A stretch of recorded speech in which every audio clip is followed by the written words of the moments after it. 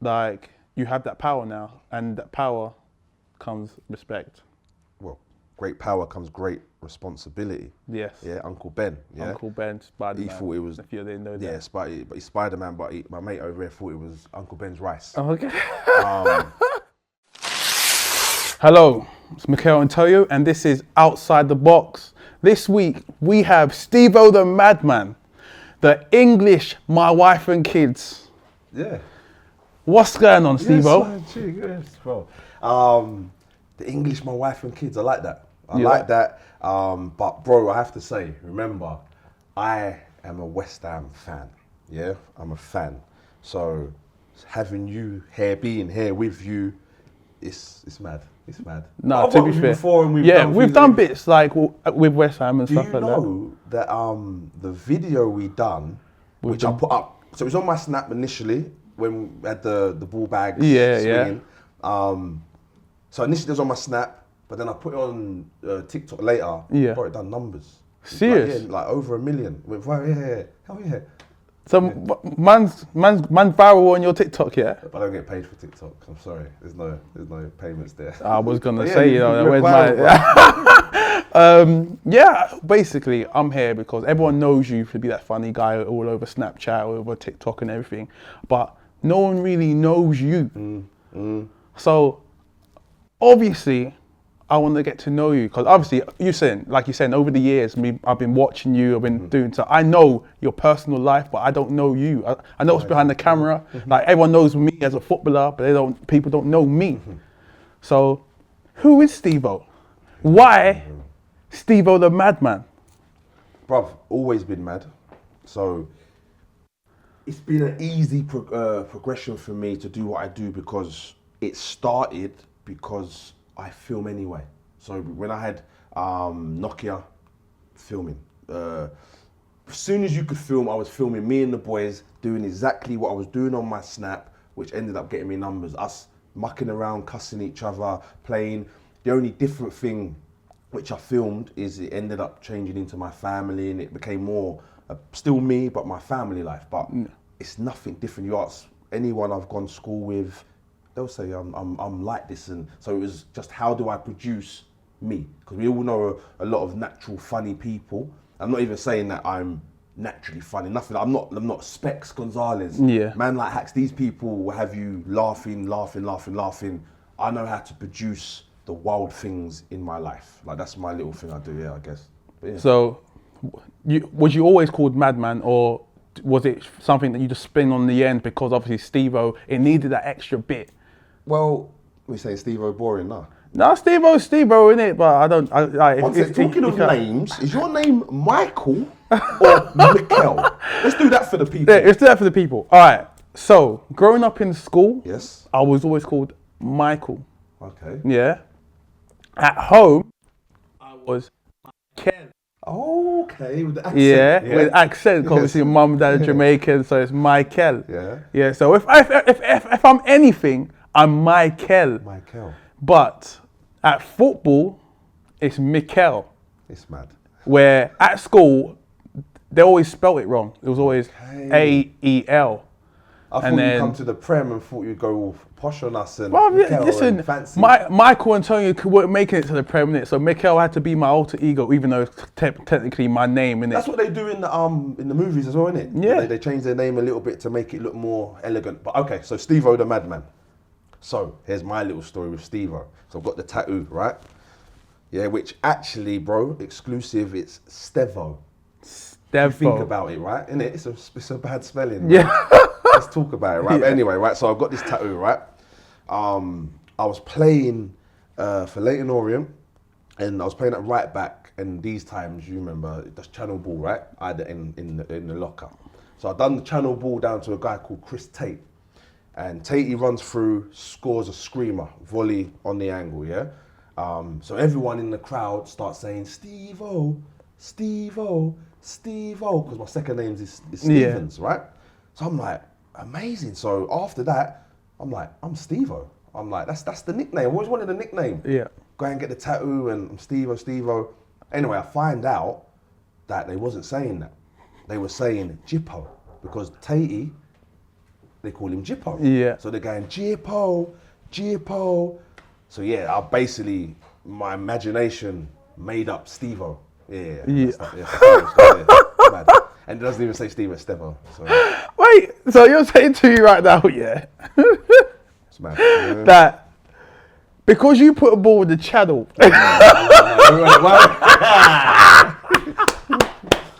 right. because you put a ball in the channel, Hey. and someone scored a screamer, League 2, innit? Yeah. Like, it was a great ball. because you put the ball in the channel and someone else scored, I think I cut across it. So Yeah. it's gone like that. Into the fullback, the left back had no chance. It was, yeah. so you're saying your ball in the channel was good enough for them to be chanting your name even though you didn't score. Well, obviously, the truth is it weren't, innit? Because it wasn't. Yeah. So, but I did think that. You didn't think that? The truth is, bro, back then, this is getting maybe deeper, like, but we can sway in and out of the deepness.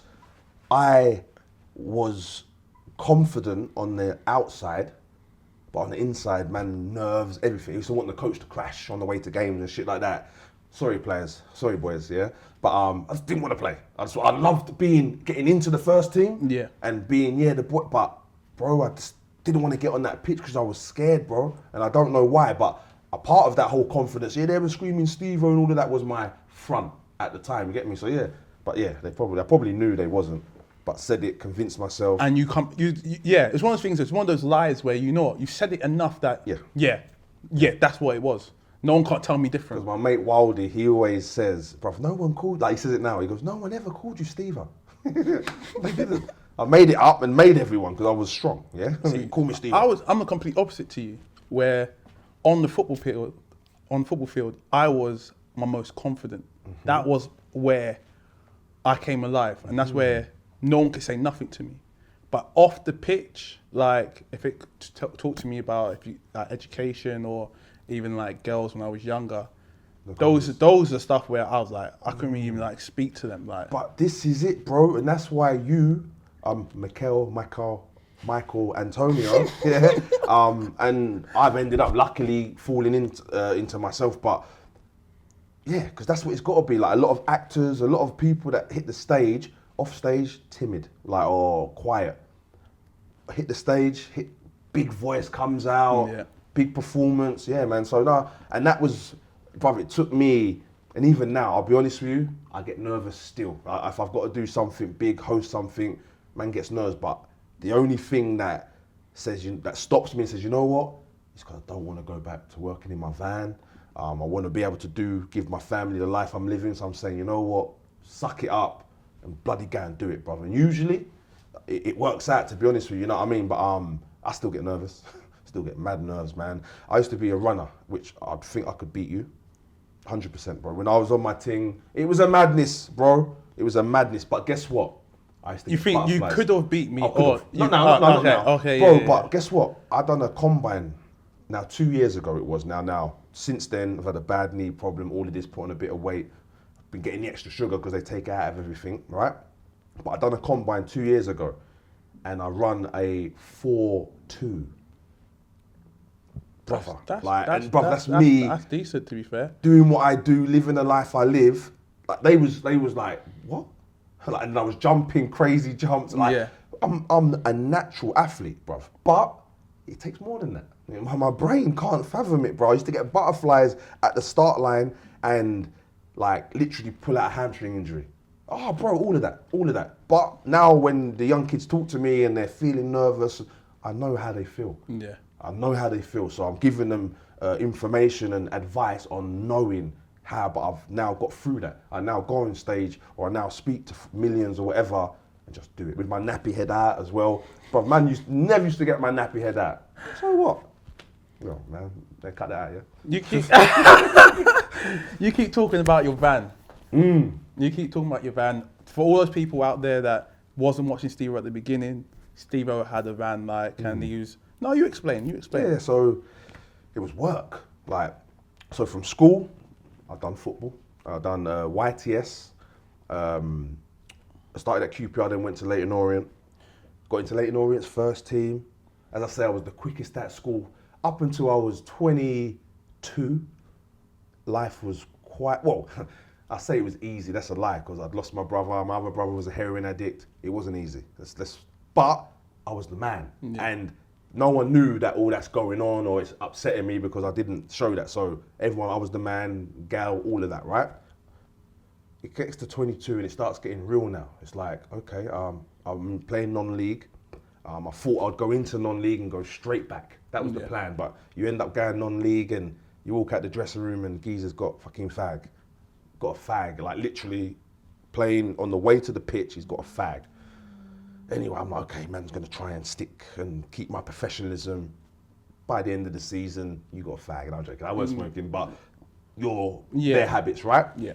So obviously, my money's not going up, you know what I mean? So, cut a long story short, I do a few years of this, that, do a bit of producing, I've done music, signed a record deal, right?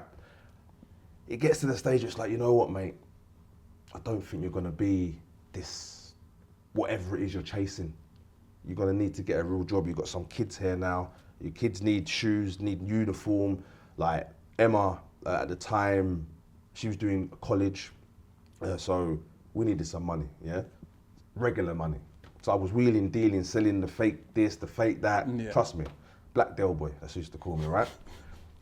So finally, I get this job with this van. I get a van, pickup truck, which I advise people, well, I don't know more because the price of metal went down. That's when it all went tits up, boy. The price of metal went down, it became a bit rubbish, right? But that was towards the end. At the start, it was wonderful. I felt like a man, bro. Like, because I'd never worked. Until I was 25, I didn't work. And to be honest, it's because I snapped my cruciate ligament. So that's what happened. I was playing for Boreham Wood. Started enjoying football again because they had a good setup. The professionalism was wicked. They had a great academy and it was good. People were getting scouted. I was like, mate, I'm in for a chance here. Like Forest Green come to watch and I'm like, boom, cruciate ligament.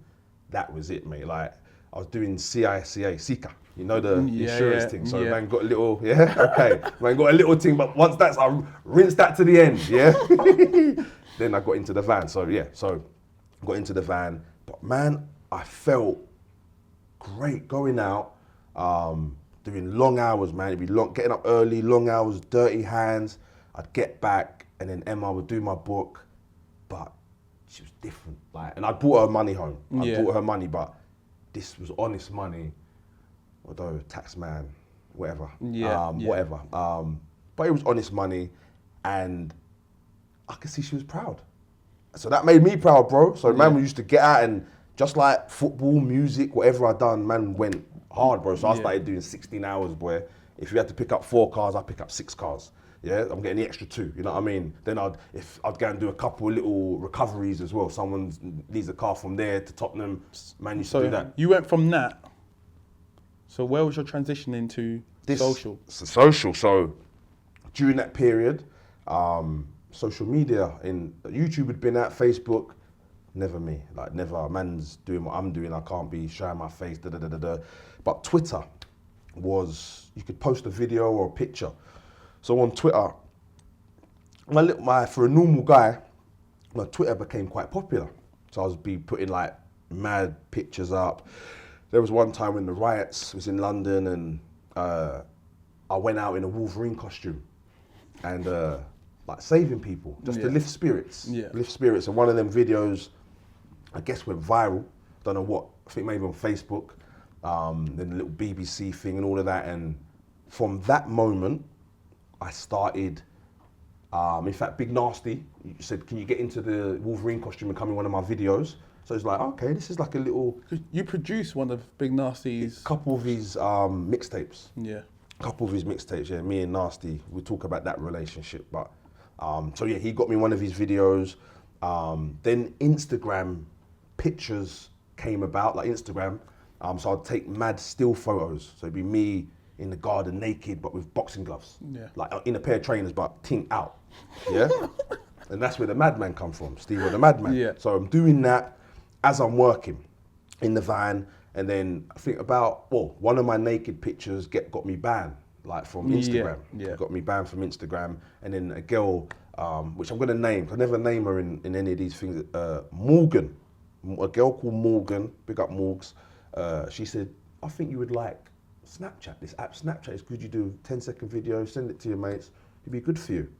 Went on it, and then that was it. And obviously, it changed my life because people were looking at it just as I say. I was still sending my dick to my friends, and we used to do this thing where we tie things to our dick. Yeah. And see who could tie the heaviest thing. Yeah, me, and I'm gonna bring him out here, Lansbury. Henry Lansbury, Lewis, and he's gonna be mad. I forgot who else was in it. Anyway, we're doing that. So that's what we were doing. But on the other side, I'd added all the people from my phone book, and I was sending them me in wigs, me in funny teeth. I used to go to the joke shop and just buy bare things and just do bare silly vids because not knowing these times, I'm a hermit. I'm just working, coming home, unhappy at life. Remember, my dreams have gone in my head. So in that, I'm just at home, just having fun with it now, man. You know what I mean? Just putting on wigs and just doing crazy things, not knowing that the numbers snap. I'm getting ads every day.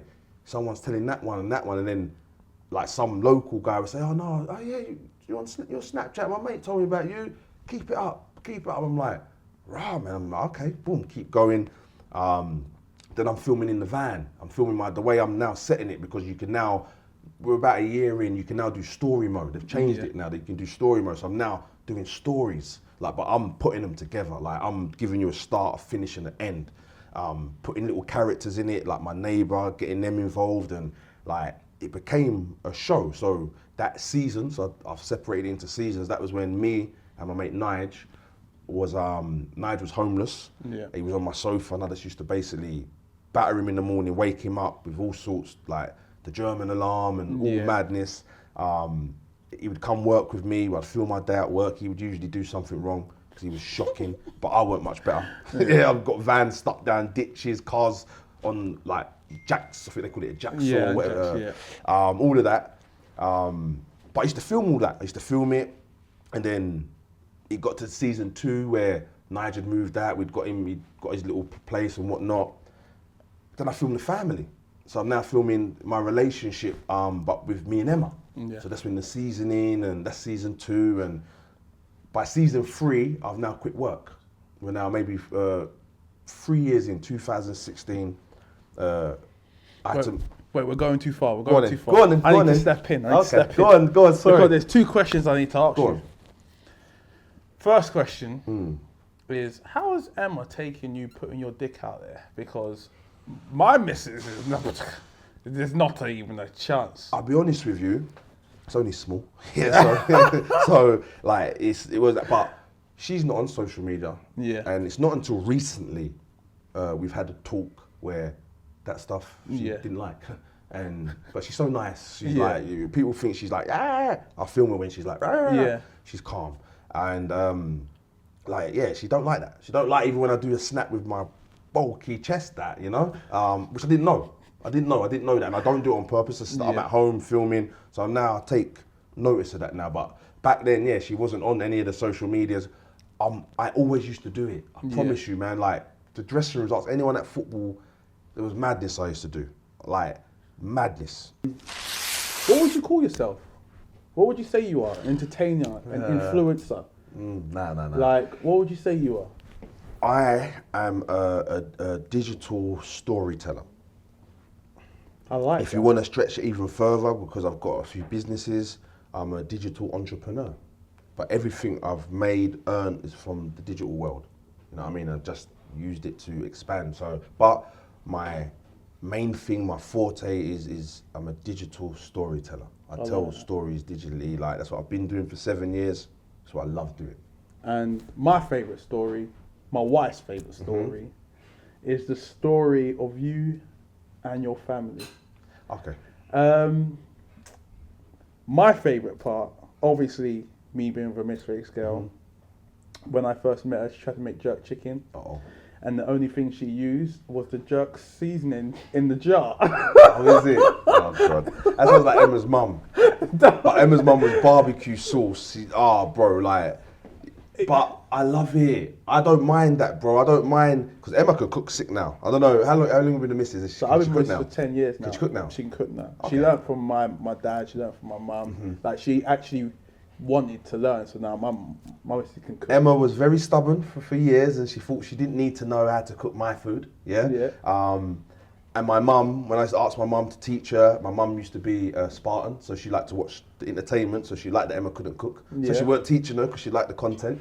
But Emma finally, learned how to cook the rice and peas, and brother, now dumplings in the morning, the Jamaican beans with all the peppers in it, onions. She's gone crazy. It's like my mum's passed, right? Yeah. It's like my mum has passed and been reincarnated into Emma. Because Emma's now strict with the kids. Yeah. I'm babying little Erin, and Emma's kissing her teeth at her. Well, she tries to. Her lips ain't not thick enough, you know. But she tries.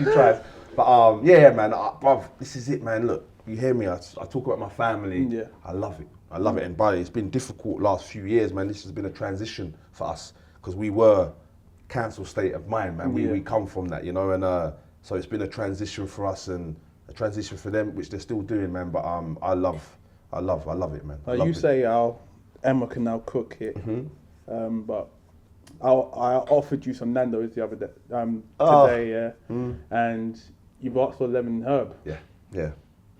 Like I've never known a grown man ask for lemon herb. Let me explain, and I need to explain this to everyone because you get some people that get hot. Is it extra hot? I don't even know that way. I don't even know, right? Your tongue's all burning, feeling furry. You take a drink of Coke or fizzy drink and it's like, acid. Like, you're a Caribbean man. Bro. Everything, once you were born, you've been eating pepper. 17 years eating, well, first, I'm saying 13 years eating chicken nuggets with Emma. Yeah. Which, by the way, I asked. When I first went to her mum's house and they gave me beans, turkey drummers, chips, all of that, it was like a school dinners. I was like, what? Eating it. I used to love going because that was only twice a week. I used to come back to my mum's, get the soup on a Saturday, rice and peas on a Sunday. Thursday, she used to do spag bowl. Like, my mum was on it, right? Yeah. So to go to Emma's and get a bit of school dinners was amazing. Not until you get her up the duff and then you move into a little flat and she has to cook for the first time and she cooks turkey drummers and chips and beans on these little plastic plates. I used to eat the same plate with a kid. I swear down in my first flat. Yeah, I'm gonna tell everyone about that. Yeah, these little green plates. By the end of it, because they got so mashed up when you like, it weren't straight like a frisbee. Because you put it in a microwave. Okay. Right. Yeah. So man, for a good 14 years, I was eating the blandest of bland food. Even now, Emma can't. But my kids have got older. I always knew this. Like, let me tell any man out there, innit? Yeah, don't worry, your kids will get older and they'll understand soon, innit? They'll start making decisions. So my kids now want proper food. Yeah. They don't want that stuff mummy was cooking. So she had to buck up her ideas. Yeah, because the girls started cussing her. It weren't just me, it was the girls now. You're getting your daughter saying, yo, like looking at, we're eating on the sofa, like looking at each other like, mummy's that. But by the end of it, I'll be honest, it was a bit like, oh man, mum, we're only joking. Like, you're trying, man, you're still trying. Like, bare time she chucked away the rice and peas. Like, she's sick. That's why I love Emma. She just tries. She tries whatever I've asked, you know what I mean? Because man, I was a footballer, a grime producer, van worker, because that comes with a mentality, with the boys over the yard, Snapchat, but not when no one knew what it is, so she had to follow me blind, like literally. And now I'm Stevo The Madman, and now she's walking and people were like, Stevo, she's got to get used to that. Yeah. Which I always said when I first met her, that was me anyway. Yeah, I was the man, or whatever. So, but what I find crazy is, obviously, you're famous. I'm gonna say, you are famous. Yeah, even on Snapchat, whatever it is, but everyone knows about you. But no one knows your wife. I've seen her feet and her hands. That's all I've seen. Long feet. Yeah. You can't miss them. Long feet. All I see is her feet and her hands. But you obviously gonna go on the street with her. Yeah. So, what made you come to this decision to not show her? She was selfish at the start, and I needed her. So Nigel, who, as I say, we got him in his house, and what I didn't say is he got his little flat and left me. And it was me and him, we were partner. We were Bill and Ted and all of that. Yeah. He left me. needed to carry this on, man. But Stevo, if you notice, on a lot of my early content, I'm the director. Yeah. I'm just making stuff happen, banter. Do you know what I mean? You lot are the stars. So I needed a new star. So then Emma was there to wind up. You know what I mean? And that was when that just naturally happened. And her to get at me, she's like, well, no, you're not filming me. Because she used to be on there. Yeah, she was on there. And she went, no, you're not filming me. I was like, what? But her voice was so, she sounded like Sonia from EastEnders. It was so like, that's distinctive. Yeah. I was like, okay, I'll just use your voice. And that was how that started. And obviously got my talent, as I say, my talent is how I find the way, innit? Because I've had to change it over the 7 years. How do I find the way? And that's when I noticed, oh, hang on, Tom and Jerry's mum. I remember the woman from Home Improvement, Cow and Chicken. These are popular characters that you've never ever seen, but everyone knows them. Like, it's one of those things where I know for a fact I could probably call you and go, "Alright, Steve, I'm coming around," like blah blah blah. But as much I want to see Emma, but I don't want to see her. Mate, I've showed it, Mick, right? People have stopped me and said this, and they've said, I want to see Emma. I'm like, I'm not hiding her. Like, she goes out to the kids and gets noticed, and that's why I respect my Spartans, because I'd have thought it would be out now. Yeah. But you go on the search, Stevo The Madman, Emma's the top search before me. Before Stevo The Madman football, before anything, it's Emma, right? So I respect the people, and I just hope they don't let me down. But I know time is coming soon where I will have to. She will never be on cam because she doesn't want to be. Like she don't still want to be on there. She just helps me out, man. You know what I mean? But the time will come. But she will come out soon. Yeah, it's one of those ones where, because when you do your videos, there's times where you pan up and then you get to the neck and you're like, oh, is he gonna? Yeah. Then it was close. You get little tingles. You can see it. As I was saying, sorry, people have asked and I've showed them, like, and then they're like, oh, like, I don't know what you was expecting to see. I don't know. So people have asked and you just sent them a picture? No, not send. Like, I'm on about when I've been stopped. I stop and speak to my Spartans, whatever, and I've showed them, like, Sam. They're like, oh, like, now you've just lost that excitement. Yeah. Don't do it to yourself. It's not worth it. Exactly. It's part of the show. You know what I mean? It's part of the show. As I say, I tease it sometimes, and I've made mistakes. I've slipped. There's a video. In fact, I won't say that. Oh, almost got a snip pick there. Almost got a snip pick. But it's not. Nothing's clear. Obviously, because Snapchat is moving the pixels. It's nothing's ever clear. But every time I have ever caught Emma on cam, it's always, remember, she's on cam, off cam, but she's probably in her pajamas, hair tied up, like not. She don't wear makeup at the best of times anyway, like at all. So every time I've ever caught her, it's like she'll be like I love it. I wind her up. It is what it is. But it's like, you never catch me when I'm looking pretty. I ain't got 95%. You know what I mean? To wait, that 5% is gonna be tough to catch you, girl. But nah, man, she's been a sick sport, bro. The whole family, my family have pretty much grown up on screen. Think about it, so and you can say it's not screen, but my snap gets at its height, it's TV show numbers. You know what I mean? So my kids have grown up on screen. I never understood, like, I'm sending them into school telling them, like, don't be big time. Like, I don't want them, I want them to be good kids and humble. Like, I want different to me. If this was me when I was younger, my dad was Stevo The Madman, woohoo, I'll be going wild with it, bro. You know what I mean? So with your kids now, obviously they're in the limelight. I think they've got their own little Instagram, all three of them have got it. What is your plans for them? Because obviously now they're in it, they're in it. What plans do you have for them? Good question, bro, because it's all changed. The plan was you build their page up and they get brand deals and this, that and the other, and they be the cleaner version of our family. But the internet changed. The internet's changed, bro, and Leah had her own little page. It got up to like 40, 50,000, I think it was, and she had a few little companies sending her clothes for post, and even my PA got a little money, and it was like growing really quick, obviously, because off the back of the family page and me and whatever. But I stopped it. I was like, You know what?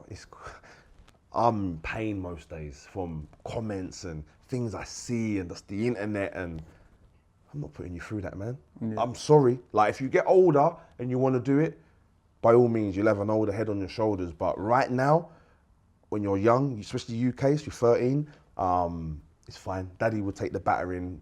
Whatever you want, you're good girls. Work hard, I'll sort you. You know what I mean? In the meantime, Leah, go and do your music. Go to your music college, learn your DJing.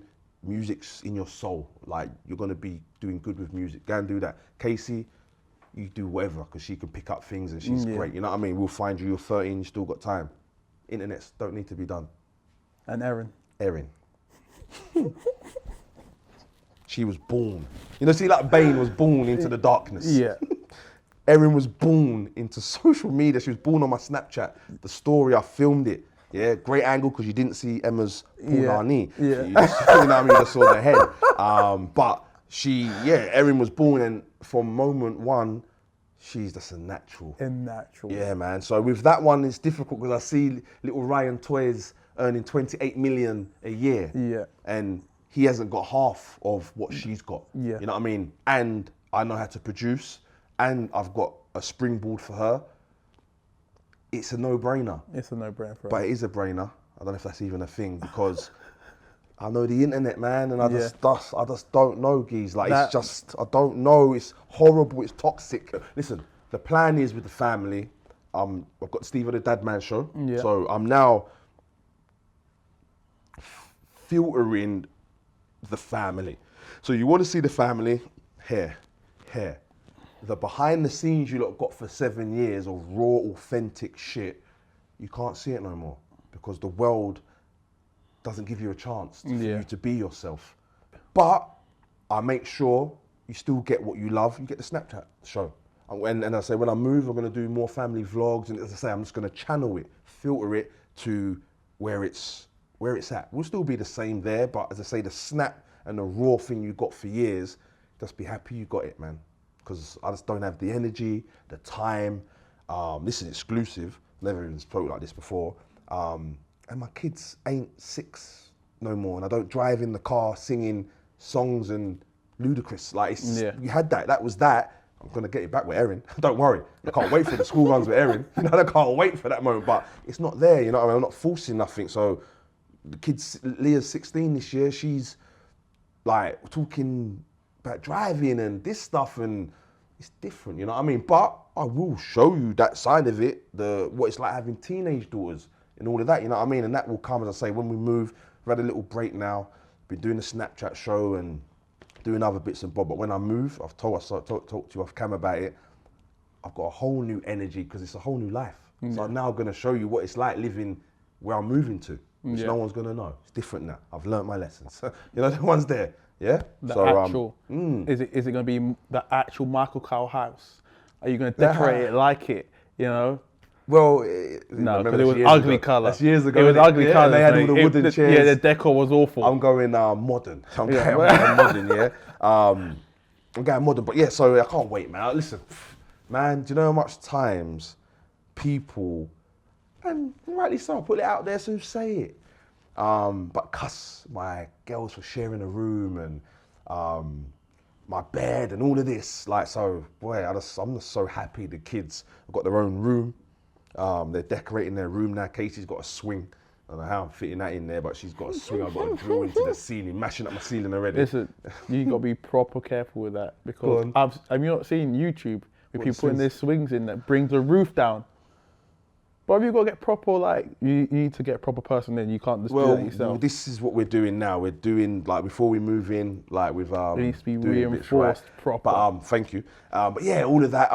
Leah's talking about her trainers with her neon lights on the wall and all of that. I'm saying, you're gonna wear them trainers, or are we buying you these expensive trainers for you just to show off on the wall? You don't know what girls you think. Like, we're moving to a bigger house. You're gonna have to start working. Like, this is what I'm saying. I can't wait to bring this, because my kids think that, woo, bro, you're getting Saturday jobs. All of that. Yeah? I can't wait. Trust me. Junior and Michael, you know how you done it. But yeah, now, bro, I'm happy I've made it this far, man. Like, bro, it's been a madness, bro. Madness. Last but not least, obviously you're now an entrepreneur. You've got your clothing label. You've got your restaurant, which I've still were planning to come and see. We've been talking about it many times, and it's just not happened. I'll get you down there. Like, Need a shirt to hang up in there. No problem. I got you. I've got one of your shirts from the last shoot. The last shoot we did, yeah. What is your plan? Are you looking to build up, get another restaurant, or is this just your one you have, or?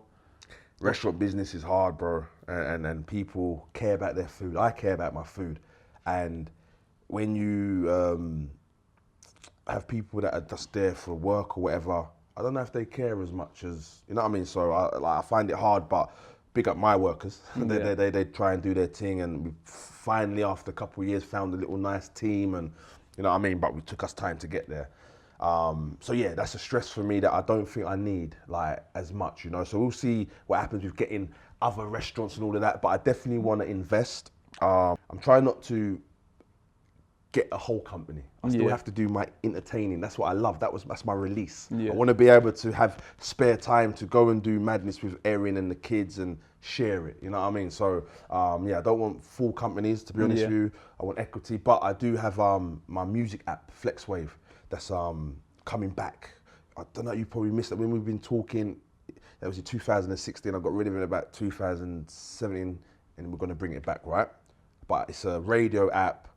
You go on it straight away. There's 24/7. That's playing unsigned UK music, and it was banging. I got 300,000 unique downloads. Colin Kazim Richards was my partner. I used to keep that a secret, but I need people to know Colin's not just in Mexico. I know he's over here now for Derby, but he's does bits of Colin, right? So yeah, so we're bringing that back. We've been over to Romania to sort out, speak to some app developers there, and come back and add a podcast to it, and that, you know what I mean. So that's one thing that I believe that can get me the golden ticket, so to speak. I believe in that, because this thing I do now. And I know you see me doing the brand stuff and whatnot. I don't want that to be my golden ticket, because the higher you go up, the more you have to sell yourself. And I don't want that. Like, you get a TV show, you make the money from them being in OK magazine and all that with your family. Well, I don't want to do that. I wanted to shoot vlogs with my family and have fun, and we film how we film. And because we've got numbers, you can want to do branding through it, then you can. But we ain't coming to your home and doing it. Like, that's how I want to build it, and that's what we've still got to do. You want to be in control of your own content. You don't want them coming and controlling your content, because then it would no longer be Stevo The Madman's content. It's whoever's brand content. This is where we're at, and I'm still at the moment. It's like the layer cake. You got the ladder, you take less shit, so you don't know what shit looks like anymore. I'm still on the ladder. I'm like, probably in this new bit, obviously this TV space I'm seeing, and I'm writing a few things, doing commissions for people. Like, I'm at the bottom of the ladder again, mate. You know what I mean? So I'm fine with that. I've always been at the bottom. I prefer it. Do you write your own content, or do you have workers? No, me and the family. Although it's off the cuff, a lot of it. But there is, I say that I discredit the family. We like our improv and how we bounce off each other. It's amazing. We just shot a sitcom pilot for BBC Studios, and my family were amazing. Like, I messed up. You know what I mean? Them were incredible. Like, incredible. I was so proud of them, bro. Like, so proud of them. But the hours and all of that, I don't think they could cope with the TV thing. We like the quick, sharp, snappy thing, man. But we'll see. We see how we go with the family content, man. All right. We'll see how we go with that. Well, this was Outside the Box. This was Stevo The Madman. If you didn't know him, you know him now. Hey, I like that. End it like that all the time. Is that what you do? I like that. That's it, bro. There you go. That is it, mate.